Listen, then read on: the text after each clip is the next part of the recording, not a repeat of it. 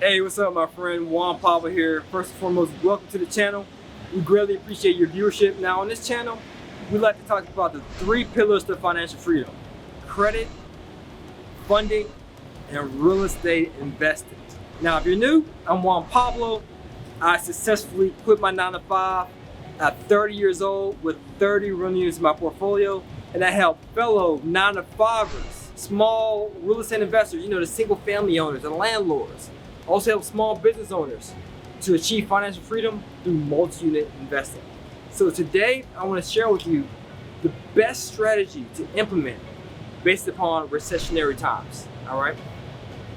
So let's say, for instance, that we're just getting started in real estate and we're in a recession. A lot of turmoil, a lot of uncertainty. And let's say sellers are in panic mode. They're highly motivated, in other words. They're willing to sell their properties at a discount. Or maybe they have to sell their properties at a discount because they're that motivated. The question is, what real estate strategy should you implement? Should it be wholesaling? And by the way, I have a video below about wholesaling to learn more. Should it be fix and flip? By the way, I have a video below in the description to learn more. Or should it be buy and hold?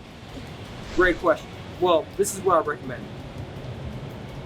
If you're starting out in real estate investing, and let's say you have limited resources, financial resources, meaning, let's say you don't look good on paper currently, you don't have the credit, you don't have the documented income, it may be challenging for you to qualify for a mortgage. Okay, let's say you're in that situation, and let's say you also don't have the investment capital, you don't have tens of thousands of dollars in the bank, but you have the time available, you have the desire, you actually have the bravado to invest in real estate. The strategy I recommend for you to start with first in a recession is wholesaling.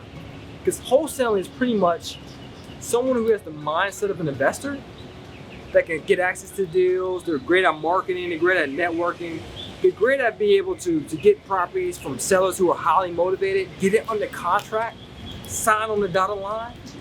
But they're savvy enough to assign or sell their contract to an end buyer, someone who may be qualified to do the deal, such as a flipper or another buy and hold investor. So if that's you, I recommend you starting a wholesaling because during a recession, there may be more inventory at a lower price point that you get your hands on, so that way you can get those properties in the contract and assign it to another end buyer and have really fat margins. Because if you're wholesaling, let's say a seller's market, your margins may be slim, right? During a recessionary times, however, your margins can be double than what you're normally used to getting. So if you're new with limited resources, but you have the time available, I highly recommend wholesaling. Now, fix and flip. Fix and flip works. Well, let me define what fix and flip is first and foremost, right? You're getting your hands on a distressed property. REO, real estate owned property, the bank owns it, or it could be a foreclosure, something you found on auction.com, or you found a property motivated seller is now foreclosure, let's say is beat up from the floor up, everything from the basement to the roof needs fixed. Then you want to renovate the property. You want to make sure that it's in habitable condition, right? And put a few sizzle items on it, on the property, a few bells and whistles to make it look pretty, to make it pop. Then you sell that property to realize the capital gains. During a recession, yes, you can get your hands on some really pretty properties, really ugly properties, I should say, and you can make them pretty, but you might have a challenging time actually selling the property for top dollar. But that's okay, right? The reason why it's okay is because you're buying the property at a steep discount as it is. And so your margins may not be as fat, but they could be somewhat manageable or reasonable. So for wholesaling, try to aim for at least $5,000 for each wholesale flip, and for fix and flip, at least $20,000 profit for each flip you do. Now, what I prefer you to do, on the other hand, is buy and hold, because it's the perfect storm, where you can buy property at a discount, and you can do some slight modifications or repairs to increase the value of the property, get a nice paint tenant in there, and you can just hold on to it for the cash flow. And then when the market turns back up to the point we're in a boom and the appraised value goes way up through the roof, then if you choose to, you can consider either A, flipping the property, meaning selling it and realize those capital gains, or B, you can consider doing a refinance and pulling that equity out and using that equity towards the down payment on another property. Now with that latter strategy, the buy and hold, that comes, you're able to exercise that strategy if you do look good on paper, if you do have access to some investment capital, and if you do have a little time at your disposal.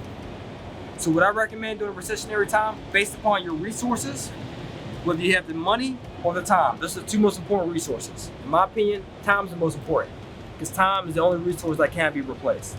So based upon your resources, wholesale or buy and hold. All right, guys, well that's it. If you're interested in learning more about how you can buy and hold investment properties out of state using little or none of your own cash, creative financing in other words, then what I want you to do is check out the free training below to learn more. Now, before we get into that, I want to share with you a testimony from one of our clients, a case study, so you can see exactly how this person did it, so you can get motivated to do it yourself. Because at the end of the day, you can't just be a doer, you gotta be a doer. All right, guys, as always, to your success, continue to earn passively, live passively. Peace.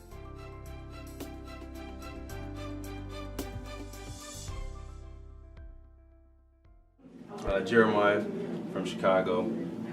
First found one probably back in 2015. Oh, you one of the day ones? Yeah, I'm one of the day ones. I'm real behind the scenes.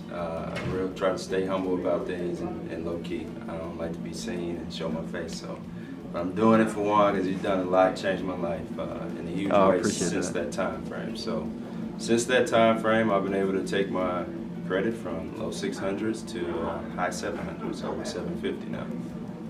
Was able to get my credit repaired with one. Was able to quit my day job. Launched 2 businesses, flipping and then property management as well, which I need some more work with, which is why I'm here. How many flips have you done? Last year alone, we did about 5 flips.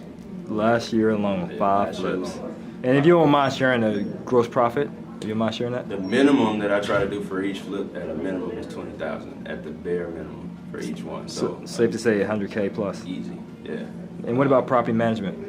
Property management, we try to charge close to about 10% for that. If we're doing it. Oh, that's really good. I do like 8%. Damn, bro, you getting them numbers. If we're doing it for someone else, and then if I'm doing it for myself, obviously, I'll just employ one of my nephews, teach them the game pretty much, and they have to earn their keep that way. So I'm able to even save that way, and then grow my business through my family to create that generation wealth. The cool thing too is about doing 100% finance is meeting people like Jeremiah, whereas like you'll reach out to them on one level. It could be through credit repair or coaching, because you were in the coaching too, right? Yeah, so I've done credit repair, I've done coaching, the coaching class, I've done business credit as well. So you got results from all of it? Yeah, when I first did, the credit repair I talked about, the business credit, probably my first round, I probably got upwards of $25,000. I was still in the 600s then. Since that time, I've been able to increase it to almost 100K. Wow, so you like the 100K? Yeah. 100K in flips, 100K in business credit. Yeah. Well, where I was getting at is we might have met you on one level, maybe credit repair, then business credit, then coaching, to the point you were affiliate as well.